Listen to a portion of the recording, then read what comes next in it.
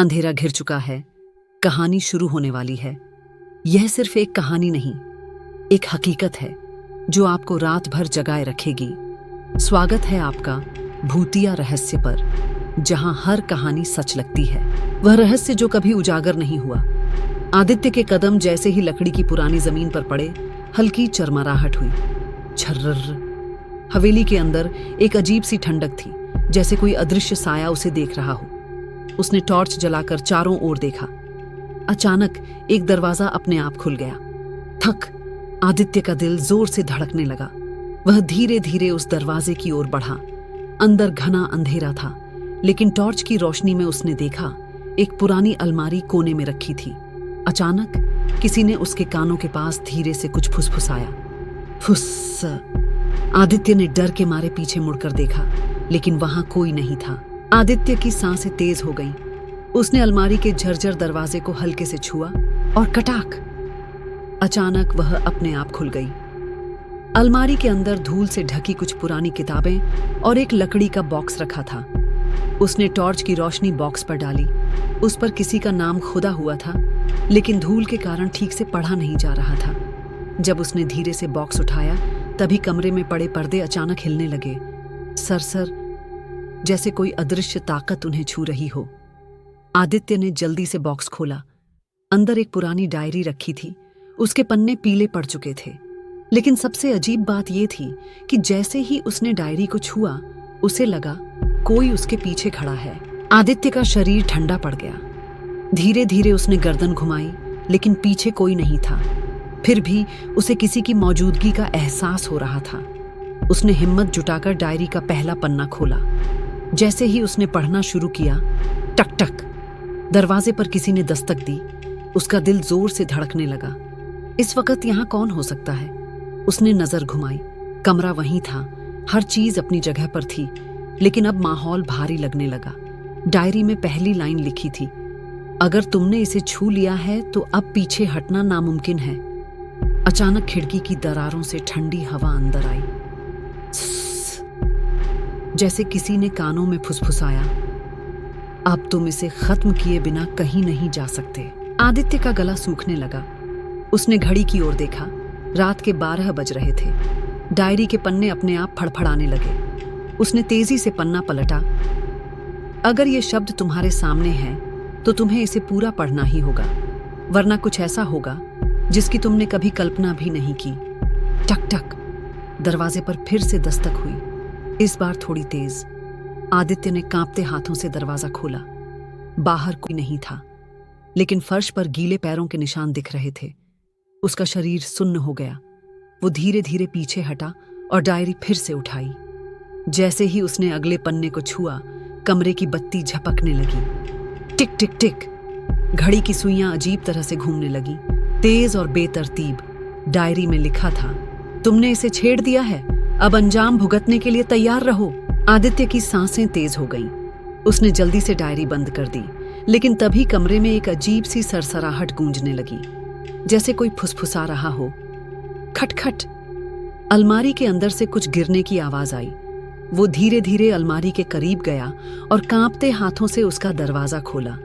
अंदर कुछ नहीं था, लेकिन नीचे एक पुरानी धूल से सनी तस्वीर पड़ी थी।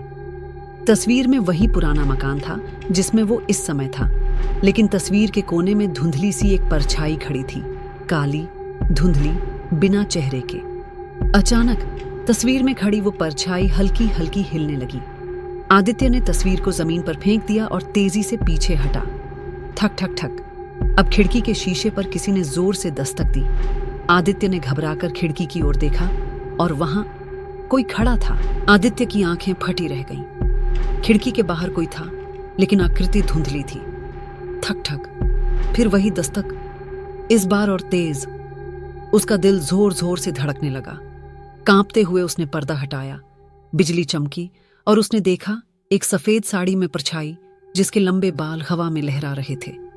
आदित्य पीछे हटा ही था कि अचानक धड़ाम, अलमारी का दरवाजा जोर से खुल गया। वो तेजी से मुड़ा। अलमारी में सिर्फ पुराने कपड़े और किताबें थीं, लेकिन नीचे एक पायल पड़ी थी, गीली और मिट्टी से सनी। उसने कांपते हाथों से पायल उठाई और तभी सिस कानों में किसी के सांस लेने की आवाज आई, बहुत करीब से। आदित्य का शरीर सुन्न पड़ गया। उसने धीरे धीरे गर्दन घुमाई। पीछे कोई नहीं था, लेकिन सांसों की आवाज अब भी सुनाई दे रही थी, जैसे कोई ठीक उसके कान के पास खड़ा हो। टप टप पानी की बूंदें फर्श पर गिर रही थीं। उसने कांपते हाथों से पायल नीचे रख दी और दरवाजे की ओर भागा। लेकिन जैसे ही उसने दरवाजा खोला, धड़ाम, दरवाजा खुद ब खुद बंद हो गया। अचानक कमरे की लाइट तेज तेज जलने और बुझने लगी। आदित्य ने दीवार की तरफ देखा। वहां किसी ने नाखूनों से खरोंच कर कुछ लिखा था। मुझे वापस ला दो। उसके हाथ पैर ठंडे पड़ गए। ये किसने लिखा और किसे वापस लाना था? आदित्य ने हिम्मत जुटाकर मोबाइल निकाला और टॉर्च ऑन की। रोशनी फैलते ही उसके दिल की धड़कन रुक सी गई। दीवार पर गहरे खरोंचों के अलावा वहां खून से बने हाथों के निशान भी थे। थक थक। अचानक खिड़की के शीशे पर किसी ने दस्तक दी। आदित्य ने कांपते हुए उधर देखा। बाहर कोई खड़ा था, पर चेहरा साफ नहीं दिख रहा था। उसका गला सूखने लगा। उसने धीरे धीरे खिड़की के पास जाकर पर्दा हटाया।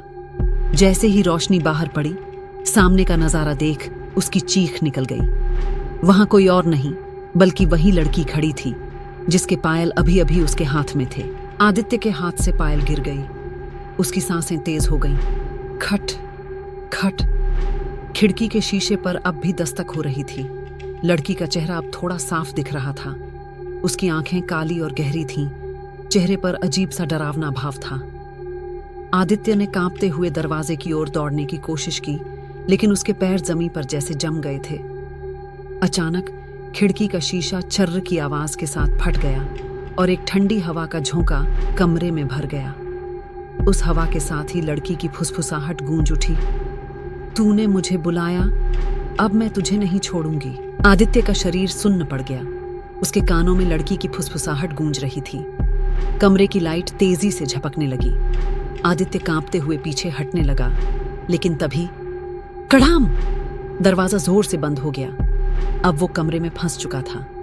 खिड़की से आती ठंडी हवा ने माहौल को और भयानक बना दिया था।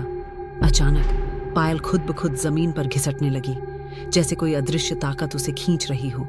आदित्य ने हिम्मत जुटाकर जोर से चिल्लाया, कौन हो तुम? क्या चाहती हो? तभी दीवार पर खून से लिखी इबारत उभरने लगी, तूने मेरी पायल छुई, अब मैं तुझे नहीं छोड़ूंगी। आदित्य का दिल तेजी से धड़कने लगा। उसने कांपते हाथों से मोबाइल निकाला, लेकिन स्क्रीन अचानक टिमटिमाने लगी और बंद हो गई। ससर्रर। कोने में रखी लकड़ी की कुर्सी खुद ब खुद खिसकने लगी। पायल की खनक फिर सुनाई दी, इस बार और करीब से। आदित्य ने घबराकर पीछे देखा। शीशे में उसकी परछाई के साथ कोई और भी खड़ा था। लंबी काली छाया, जिसकी आंखें लाल जल रही थीं। वो चीखना चाहता था, लेकिन आवाज गले में अटक गई। तभी आदित्य! एक डरावनी धीमी आवाज ने उसका नाम पुकारा। उसने हिम्मत करके पलटकर देखा।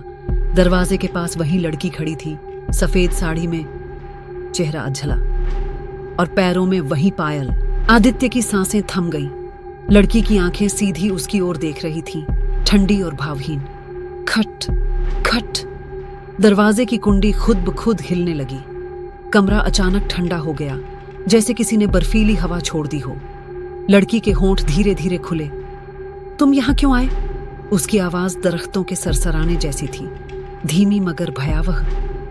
आदित्य ने पीछे हटने की कोशिश की, लेकिन पैर किसी चीज से टकरा गया और वो जमीन पर गिर पड़ा। फड़फड़। कमरे की खिड़की जोर से खुली और पर्दे हवा में उड़ने लगे।